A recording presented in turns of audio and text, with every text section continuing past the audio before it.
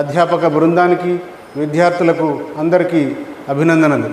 ఈ వినియోగదారుల చైతన్యంలో మీరు ముందుండాలని, వారి హక్కులను కాపాడడంలో మీరు వారిని మరింతగా చైతన్యం చేయాలని కోరుతూ సెలవు తీసుకుంటాను. Thank you.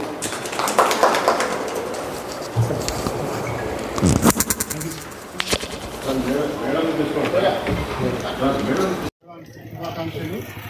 ఈ నెల 24 అంతర్జాతీయ వినియోగదారుల దినోత్సవం సందర్భంగా రాష్ట్ర ప్రభుత్వం వినియోగదారులను చైతన్యం చేయాలనే ఉద్దేశంతో ఈ వారం మొత్తంగా ప్రతి కాలేజీలో కార్యక్రమాలు నిర్వహించాలని నిర్ణయించింది. అందులో భాగంగా ఈరోజు మీ కళాశాల విద్యార్థుల అందరి సహకారంతో మనం వినియోగదారుల చైతన్య కార్యక్రమాన్ని నిర్వహించబోతున్నాం. ఈ ర్యాలీ ద్వారా మనం ఆదోని ప్రజలను చైతన్యం చేసి వినియోగదారులుగా వారికి ఉండే హక్కుల మీద, బాధ్యతల మీద వారిని మరింతగా చైతన్యం చేసి మోసపోకుండా న్యాయం కోసం వినియోగదారుల కమిషన్ను ఆశ్రయించేలాగా మీరందరూ వారిని చైతన్యం చేస్తారని, అందుకు మీ అందరికీ అభినందనలు తెలియజేస్తూ, ఇప్పుడు మనం వినియోగదారుల చైతన్యం కోసం ఒక ప్లెడ్జ్ చేస్తున్నాం. మీరందరూ మన లెక్చరర్గా చదువుతూ ఆ ప్లెడ్జ్ను కంప్లీట్ చేయాలని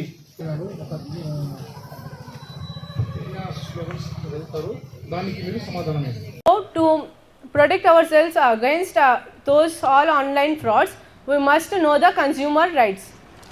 Why this day is important? Because it commemorates the Consumer Protection Act 1986, which is a important law which protects us against the unfair trade practices, defective goods and bad services. So it's not about getting a product, but it's about ensuring its quality, which is being demanded by the consumer. So let us come about the rights. First right is right to safety. As a consumer, we have a right to get protection or safety against the goods which are hazardous or dangerous for our life or our health, such as fake medicines, defective products, expired products and many more. And the second right is right to be informed. As a consumer, we have right to be informed about the quality, quantity, price, potential of the product. For example, if as a consumer I visit any kirana store, medicine store or any shop, I have a right to seek the information about the manufacturing date, expiry date, price of that product. Even if it is not informed by the seller, I have a right to check those informations on the product. And next right is right to choose. As a consumer, we have right